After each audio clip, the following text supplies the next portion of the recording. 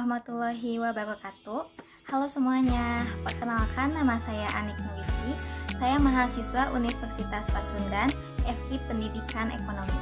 Di sini saya akan memaparkan dan menjelaskan materi mengenai etika keilmuan dalam karya tulis ilmiah. Oke, selanjutnya mari kita simak. Oke baik, sebelum kita masuk ke dalam materi etika keilmuan dalam karya tulis ilmiah, kita sebelumnya harus mengetahui apakah itu ilmu dan apakah itu etika. Nah, ilmu menurut Rashid tahun 2011 merupakan proses berpikir tentang sesuatu objek yang khas melalui pendekatan tertentu sehingga menghasilkan suatu kesimpulan yang berupa pengetahuan ilmiah. Ilmiah di sini dapat diartikan sebagai sistem dan struktur ilmu yang dapat dipertanggungjawabkan secara terbuka, dengan kata lain haruslah dilakukan penelitian. Lalu selanjutnya, apakah etika itu? Menurut Surajio tahun 2007, etika adalah ilmu yang membahas perbuatan baik dan perbuatan manusia sejauh yang dapat dipahami oleh pikiran manusia. Lalu adapun pengertian etika menurut Wicaksono tahun 2013.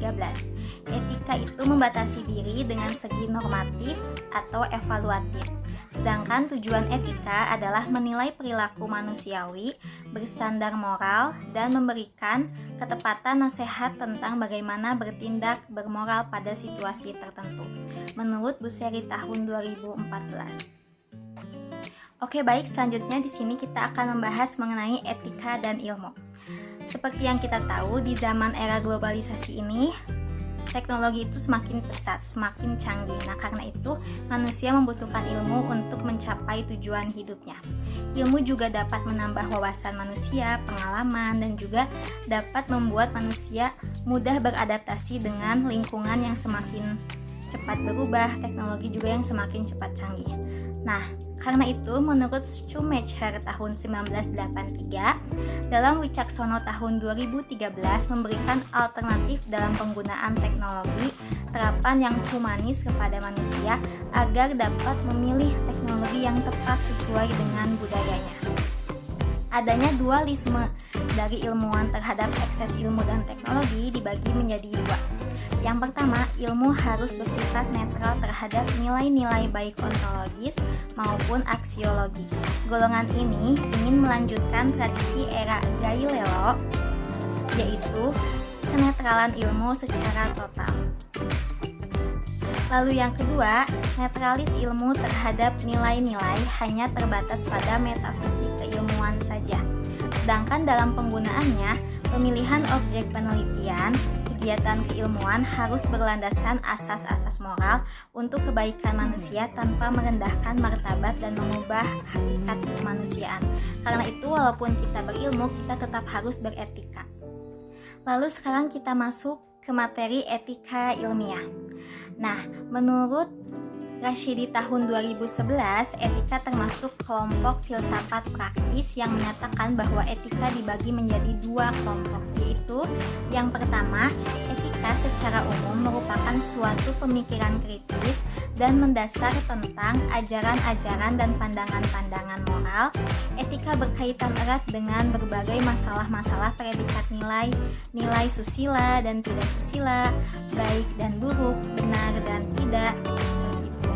Lalu yang kedua, etika khusus adalah bagaimana seseorang harus bertindak dalam bidang atau masalah tertentu, dan bidang itu perlu ditata agar mampu menunjang mencapai kebaikan hidup manusia sebagai manusia. Lalu selanjutnya, apakah etika ilmiah itu? Etika ilmiah merupakan nilai-nilai yang dipatuhi dan diikuti dalam dunia ilmiah dan penelitian. Nilai-nilai ilmiah dalam masyarakat perlu dibangun guna membenahi cara penelitian secara ilmiah menggunakan nilai-nilai yang berkarakter menurut Syamsi tahun 2011. Untuk membangun karakter dalam melakukan penelitian secara ilmiah, menurut Suharjana tahun 2011 terdiri atas 5, yaitu yang pertama, trustworthy, terdiri atas kejujuran, loyalitas tinggi, menepati janji, memiliki integritas seperti komitmen, disiplin, dan selalu ingin berprestasi. Lalu yang kedua, menghormati orang lain di mana selalu mementingkan kepentingan umum dibanding kepentingan pribadi. Selalu menerima saran dan masukan serta tidak menganggap diri itu paling benar. Lalu yang ketiga, bertanggung jawab. Segala hal yang dilakukan harus bertanggung jawab. Selalu berpikir dalam bertindak. Lalu yang keempat yaitu adil. Selalu terbuka dan tidak memihak pihak manapun. Lalu memiliki sikap empati terhadap semua. Lalu yang kelima, cinta dan perhatian. Selalu menolong orang lain, tidak egois dan sensitif serta kasar terhadap orang lain. Lalu adapun menurut Rashidi tahun 2011 menyatakan bahwa sikap ilmiah yang perlu dimiliki oleh para ilmuwan sedikitnya ada 6, yaitu yang pertama, tidak ada rasa pamrih, merupakan sikap yang mengarah pada bagaimana cara mencapai pengetahuan ilmiah yang objektif dan menghilangkan rasa pamrih. Lalu yang kedua, bersikap selektif, yaitu sikap yang bertujuan agar para ilmuwan mampu memilih terhadap segala sesuatu yang harus dan yang akan dihadapi. Lalu yang ketiga, adanya rasa percaya yang baik terhadap kenyataan maupun terhadap alat-alat indera serta budi atau pikiran. Lalu yang keempat, adanya sikap yang mendasar pada suatu kepercayaan atau belief dan merasa pasti bahwa setiap pendapat atau teori yang terdahulu telah mencapai kepastian atau terdapat kebenaran. Lalu yang kelima, adanya sesuatu kegiatan rutin. Ilmuwan harus selalu merasa tidak puas terhadap penelitian yang telah dilakukan, sehingga selalu ada dorongan untuk melakukan sebuah riset. Dan penelitian atau riset merupakan aktivitas yang menonjol dalam kehidupan seorang ilmuwan. Lalu yang terakhir, ilmuwan harus memiliki sikap etis atau akhlak, selalu terdorong untuk mengembangkan ilmu pengetahuan, untuk menunjukkan ilmu pengetahuan dan untuk kemaslahatan umat manusia yang memperhatikan lingkungan alam sekitar.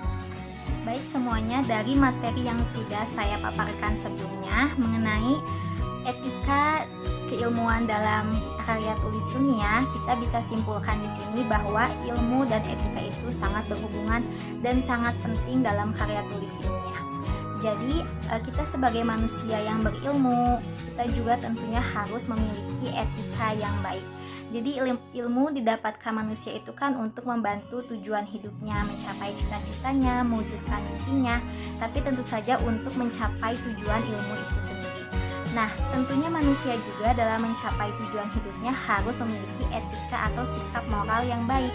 Selain itu, para ilmuwan yang sedang melakukan riset atau yang sudah melakukan berbagai penelitian terhadap keilmuan juga harus memiliki etika seperti yang tadi disebutkan sebelumnya. Jadi seperti etika dari segi moral, dari segi profesional, dan juga etika dari segi sosialnya.